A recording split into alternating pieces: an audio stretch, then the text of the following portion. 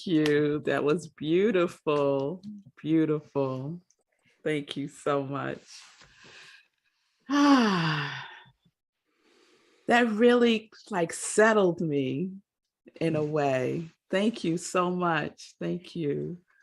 So welcome again, everybody. Welcome to Rockland Centers for Spiritual Living. Once again, I am Rev Melissa, the spiritual director and senior minister here. And I just want to acknowledge Miss Sally, who is Ira's mother. Happy Mother's Day to you, Miss Sally, and happy Mother's Day to all of our members here who are mothers and members, non-members who are mothers. Happy Mother's Day. So I mentioned at the beginning of the service, if you are willing to come on camera, that will be wonderful. I'm looking at a lot of boxes with names on them right now. But if it's too much, it's okay. It's okay. I'm just inviting you once again to be seen, So I came across a quote by Rumi about mothers, and I shared this today on our Facebook page for Centers for Spiritual Living. Rumi said, "We are born of love. Love is our mother. Love is our mother." And I just love that. I just think that's so sweet. And so yesterday, I spent the day with my mother and other mothers in our family. My cousin had a big, it was almost like a pre-Thanksgiving event at his house upstate. And it was fabulous. My brother flew in from Atlanta and surprised my mother. She had no idea he was coming. He acted like he was the Uber driver. And when she got in the car, she was shocked to see that it was him with her grandson. So it was a wonderful pre-Mother's Day day.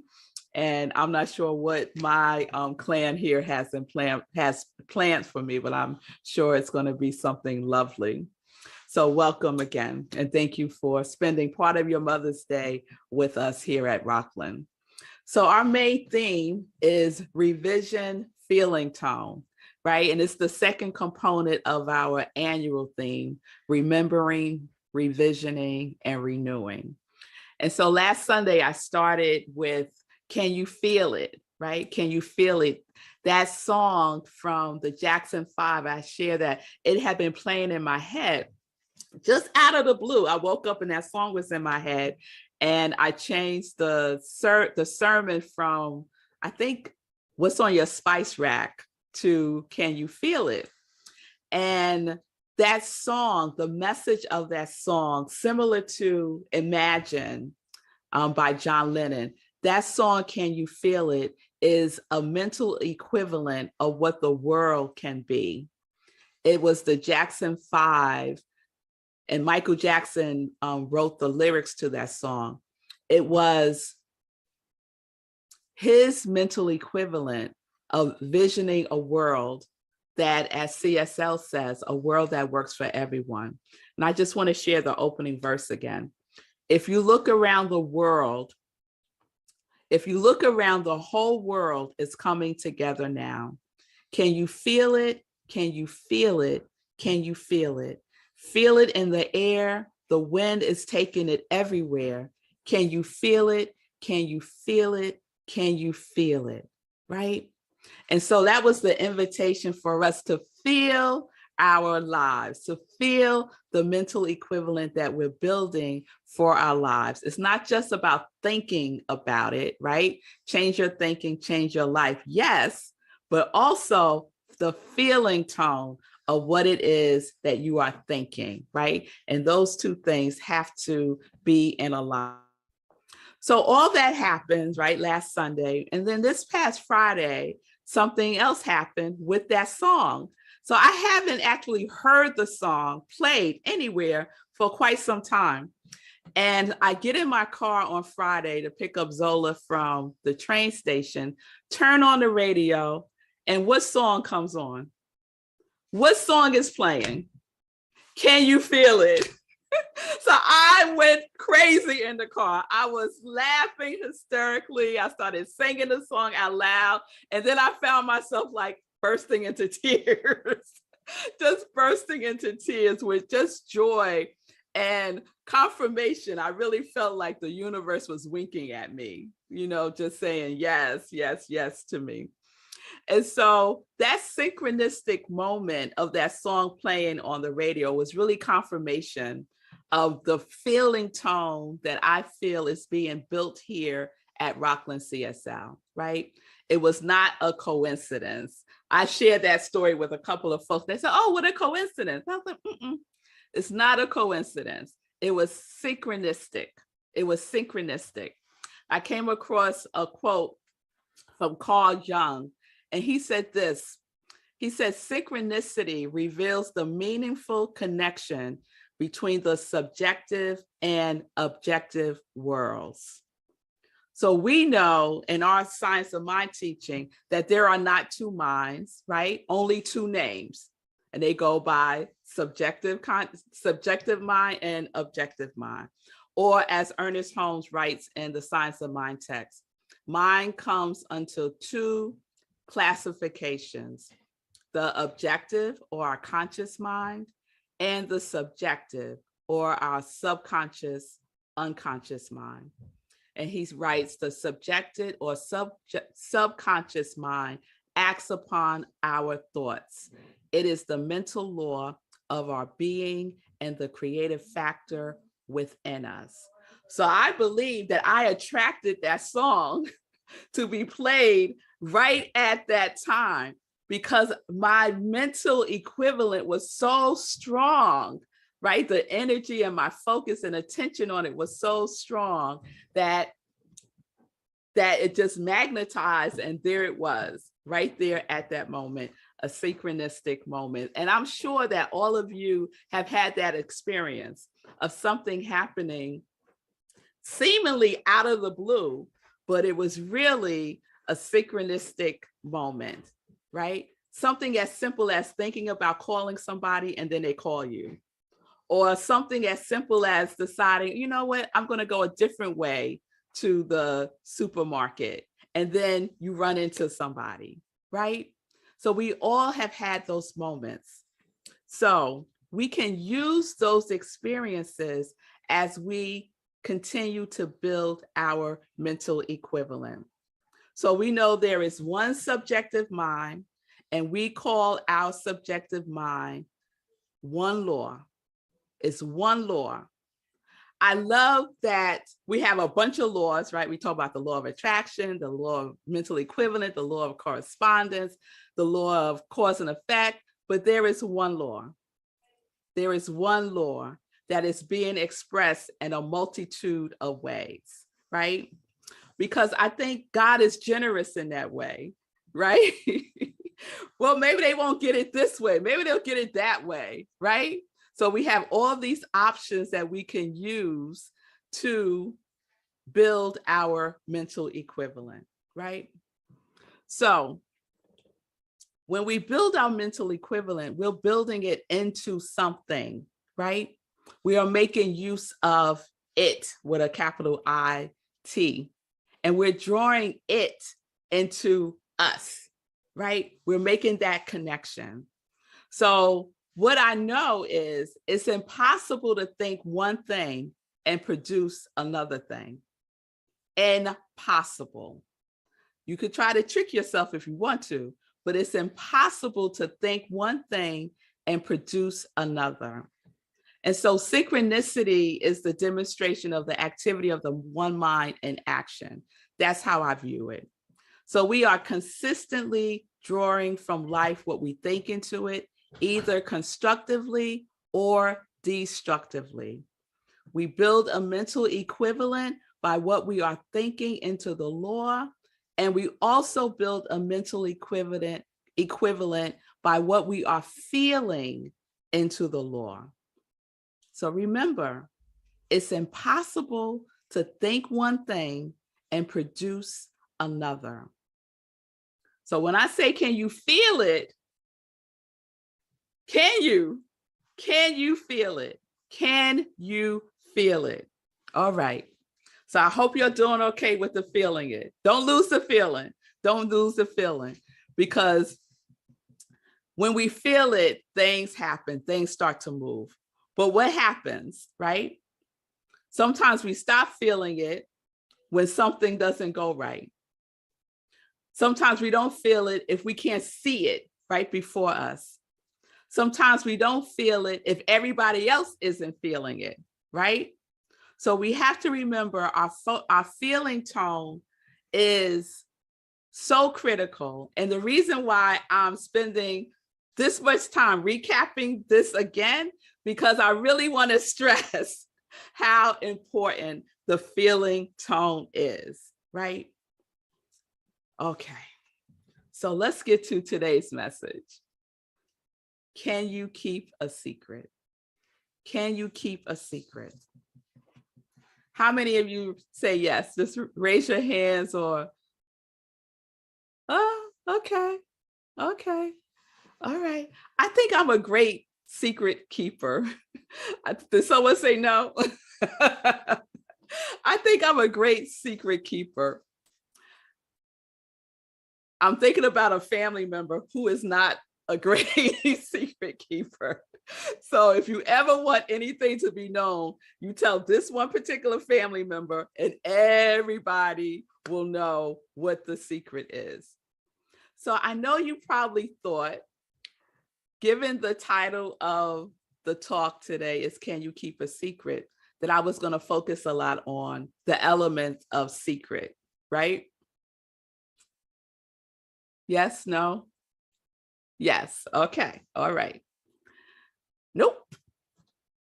I want us to just spend a little time on this one particular word, keep. Keep. So this is the definition of keep. We think we know the definition of words too, but I just want to ground us in the definition. Keep as a verb, to hold as one's own, to retain in one's power or possession, not to lose or part with, to keep anything in the memory, mind, or heart, to have in custody for security or preservation. And the origins of the word keep is to observe, heed, watch, take, or my favorite, to stare, to stare. So to keep is to hold as one's own. So the secret that you are keeping is what you are holding as your own. So in order to keep it, you must retain it in your power and not lose or part with it, right? You don't part with it in your memory, in your mind, or in your heart. You must retain it in order to build your mental equivalent. So we're going to start staring at our mental equivalent. This is how we're going to keep it, right? Because we are the custodians of building our mental equivalent, not just for Rockland CSL, but also in our individual lives, right? Some of us don't want to look at our lives, but we need to stare.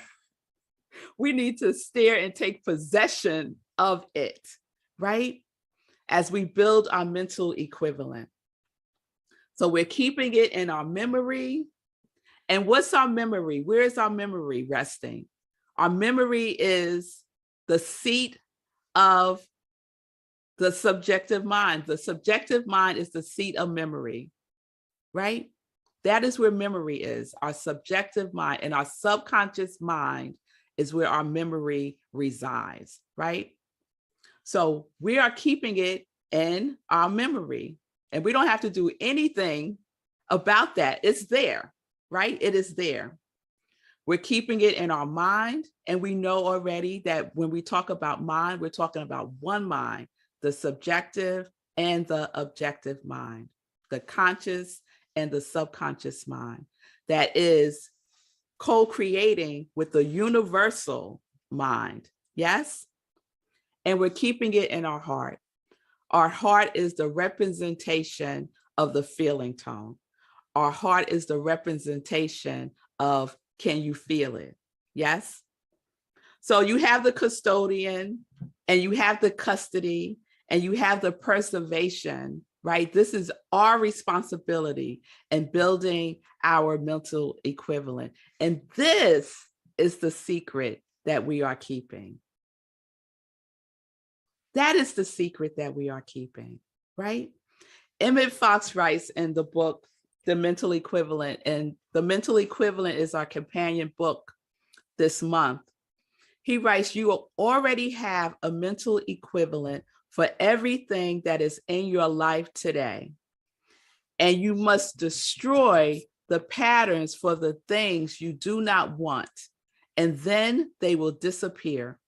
You must build a new pattern or mental equivalent for the things you want, and then they will come into your life.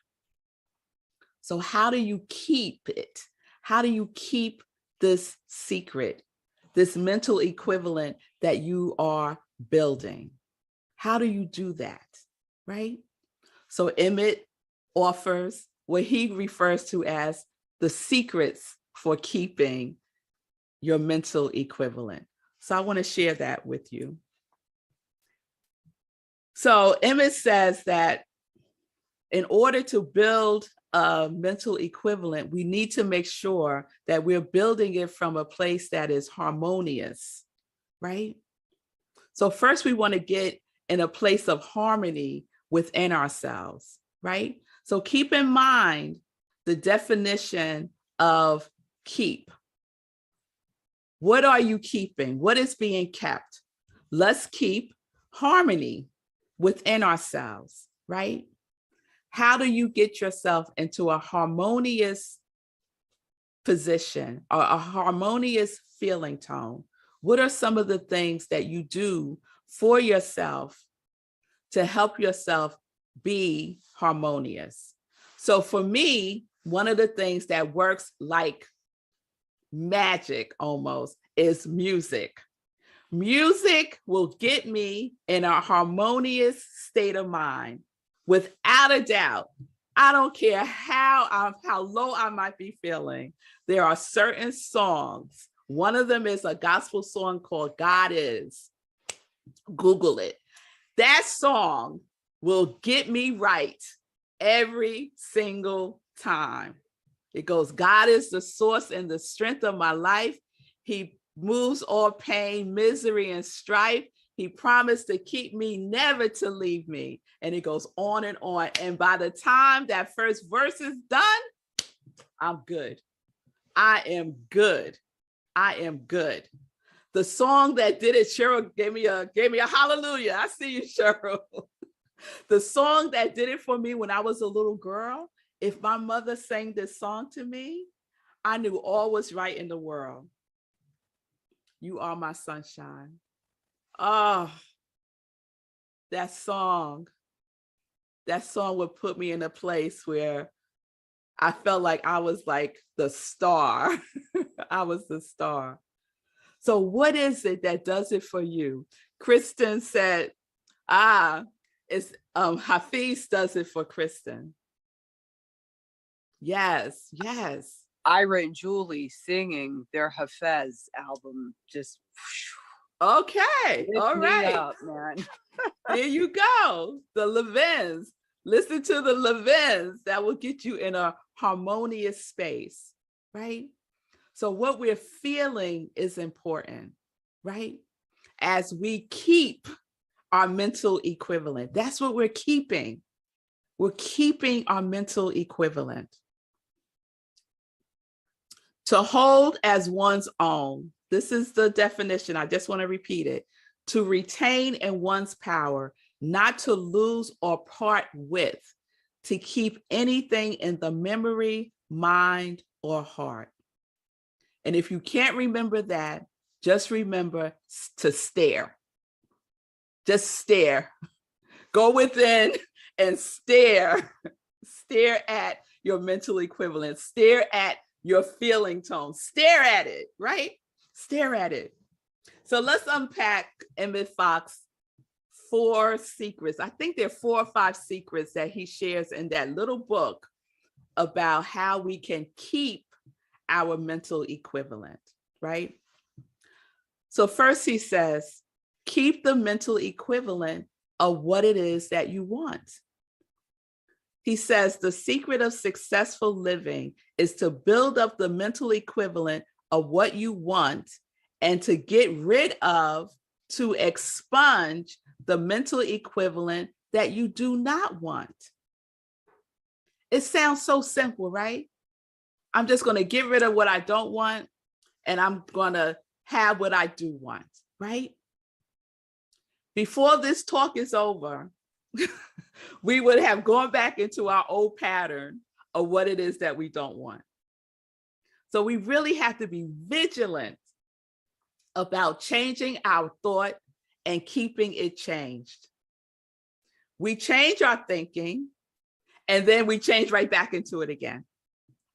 So keeping our thought changed is how we keep our mental equivalent, right? He says, number 2, the secret to accomplish is to change your thought and to keep it changed. So we're not flip-flopping. We're not going back and forth. So to change the thought, we have to replace it with something else. So it's not enough to just say, I'm going to change this thought, this habit, this pattern of being, I'm going to change it, but then we don't replace it with anything. And I know we're all familiar with this. This is not new news, right? We all know this, but it can be challenging, right? To keep it changed. So what do? We stare at it.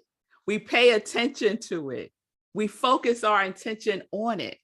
We get into that harmonious space within ourselves, right? We take possession of it. So that's 1 and 2.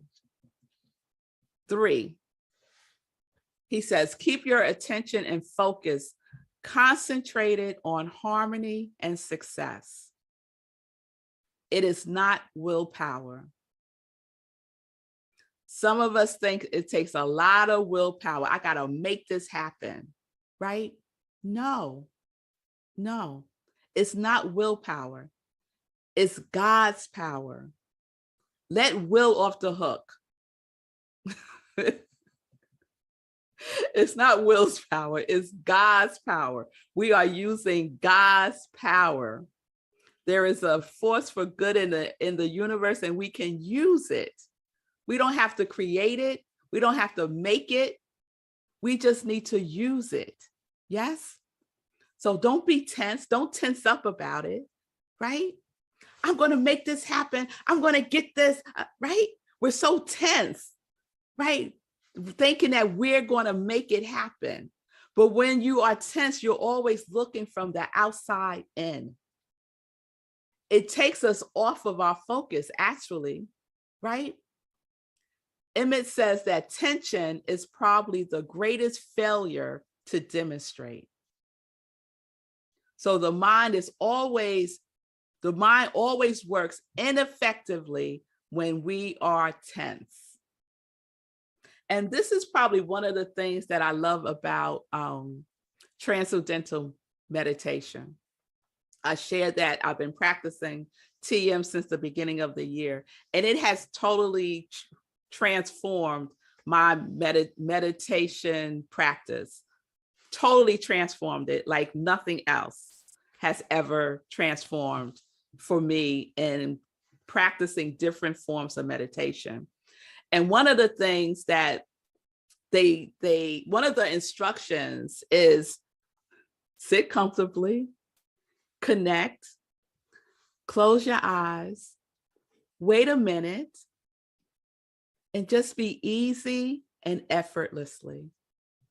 Just be easy and effortlessly, right? And that's how we can be with building our mental equivalent. Not tense, but let's be easy about it. right? Let's sit for a minute before we spring into action, right? With that hyped up energy.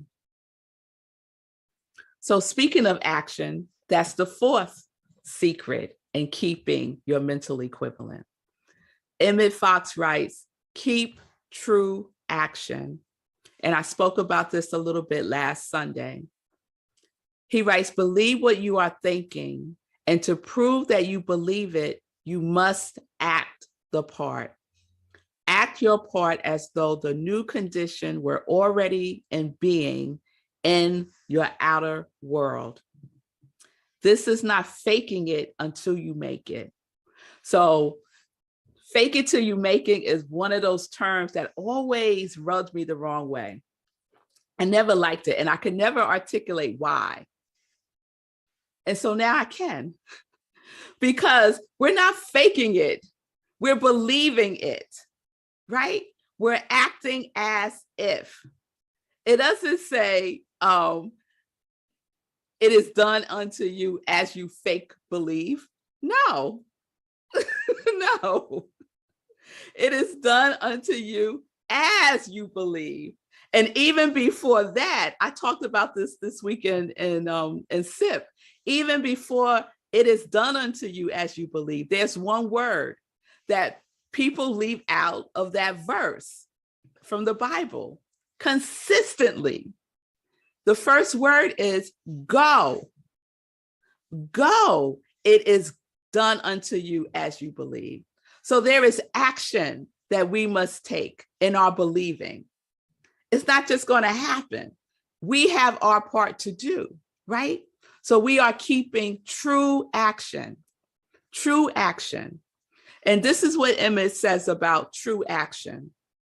He says, true activity is always from the inward out. And that false activity is to work from without in. So if you're working from within out, your work is alive and it will be productive.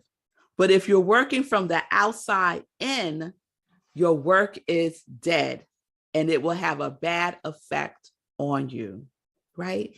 So we could be very busy in our lives, right? Busy, busy, busy, busy, busy, but not really getting done what we need to get done that's in alignment with our mental equivalent, right?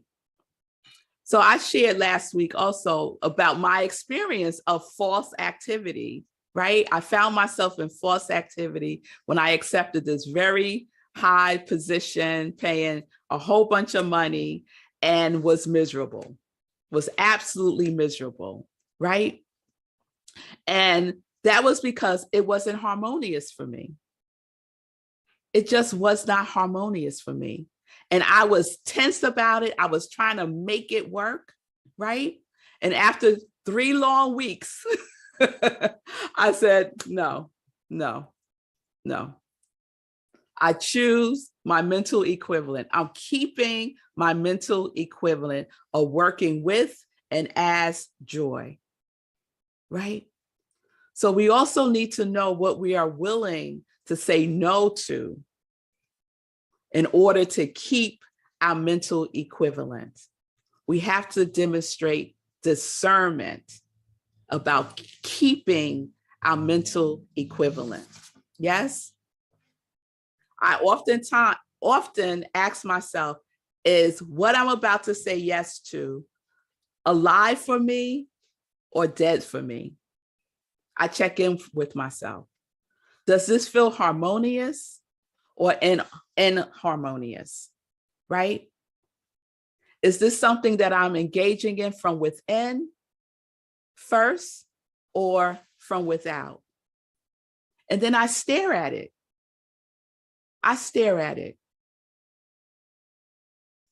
And then I make a decision, right?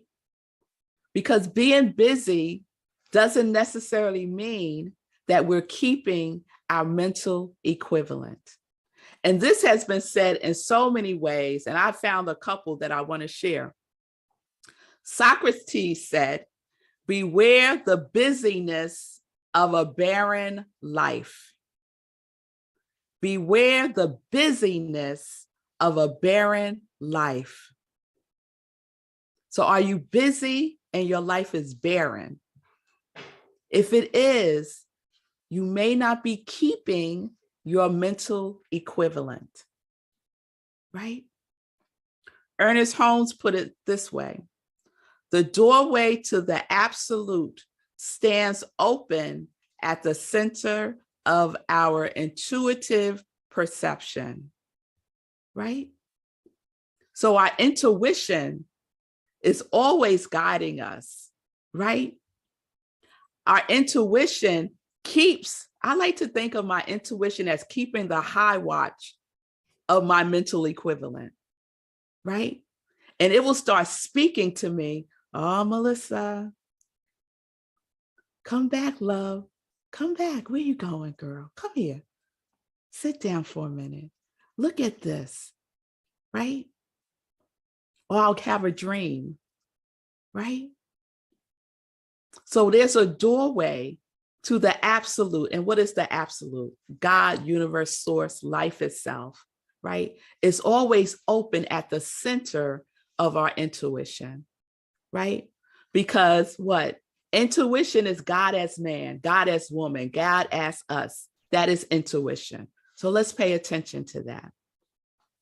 Emmett Fox puts it this way: the door of the soul opens inward. So we have to go within. Check with our soul, check with our source. It opens inward. And Lao Tzu says it like this in the Tao Te Ching: within, this is where the world's treasure has always been. Within. Yes. Within, this is where the world's treasure has always been. Not without, within. So let's go there. Let's keep it there. Let's keep it within, right? Because we don't want a barren life, right? Does anyone have a mental equivalent of a barren life? I don't think so. We want a vibrant life. We want to live fully alive, right? We're not living half alive. We're living fully alive. Yes, we are. So what is pulling us? What is pulling us inward, right? And as soon as I said that, I thought about Michael Bernard Beckwith, who oftentimes says that we get, that pain will push us until the vision pulls us, right? And so our mental equivalent is the pull. It is the pull. And our revisioning for Rockland CSL is the pull, right? It is the pull of our mental equivalent that we are building together as a community. And let me remind us of what we are staring at. We're staring at expansion, at love, spiritual, light, grow, acceptance, joy, open, and supportive. Those were the 9 qualities. Those were the 9 qualities of God's idea that we received during our 6 months of visioning. That is the foundation of our mental equivalent that we are keeping, not just for Rockland, but for each and every one of us. And so now we get to possess it. We get to stare at it, right? Because we're building that mental equivalent. We're keeping the expansion of love as the mental equivalent for Rockland CSL and for our lives. The expansion of love. What does that feel like? Can you feel the expansion of love from within? And it will be expressed without, guaranteed. because that is the law. That is how the law works. So some of us started our 30-day mental equivalent challenge last Sunday. And some of us started it throughout the week because I've been talking about it during SIP all week. And some of you have said yes. Some of you have said, I don't know. Some of you have said nothing. So it's time. It's time to make a decision about keeping your mental equivalent, right? The thing that you want to see grow from within outward, right? So let me remind you of what the 30-day mental equivalent challenge is. And you can choose today to say yes, or you could stay in that I don't know space. I would encourage you to make a decision, because until you make a decision, nothing moves. Oh, I wish I could remember that quote about divine providence. Until you make a decision, nothing moves. Nothing moves. So today is my day 8 of the 30-day mental equivalent challenge. So we're identifying a thought, a behavior, a habit that we want to change. And we're replacing it with what it is that we believe with what we want to have, right? And believing you can have it is critical. Believe you can have it, okay? Believe you can have it. So we're changing the thought and we're keeping it changed. Changing the thought, keeping it changed. And we're spending our time, our attention, and our focus on that, right? We're staring at it. We're keeping that mental equivalent. And we're doing so through true action. We're keeping true action. So check out what you're doing throughout the day. What is your activity engaged in? True activity or false activity? And this is just for the next 30 days, and then you can see how you want to proceed, right? And then lastly, when we say, can you keep a secret? This is it. The secret that we are keeping is we're not talking about the old thought anymore. We're not talking about it anymore. Okay? And have discernment about who you share your mental equivalent with, because they may not be able to keep a secret. They may not have the feeling tone of harmony about your mental equivalent. So we want to protect it and hold it as sacred. So have discernment about who you share it with.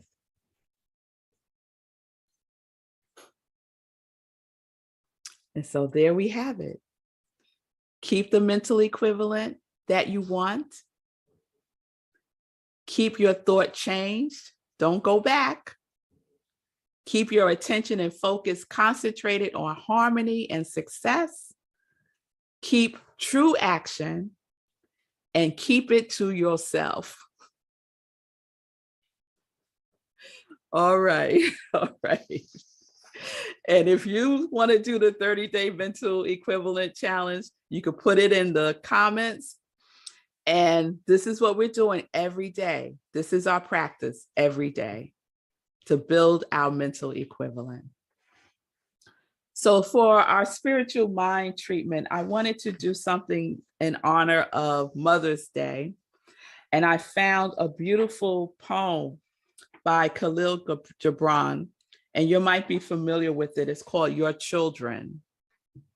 So I just invite you to go within. Close your eyes if you want to, and just listen to the words of this poem. And let's just take a breath together.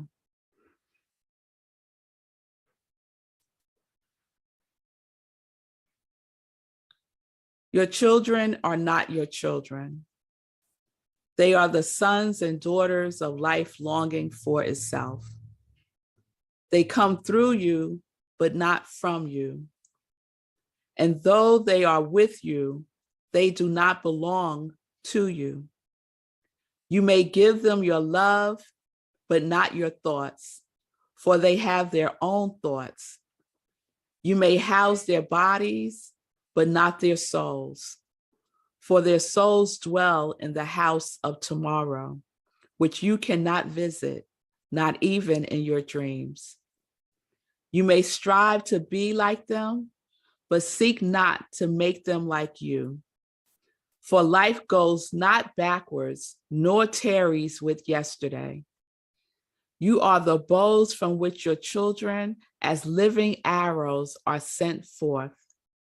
The archer sees the mark upon the path of the infinite, and he bends you with his might, that his arrow might go swift and far. Let your bendings in the archer's hand be for happiness. For even as he loves the arrow that flies, so does he love the bow that is stable. And so it is. Amen.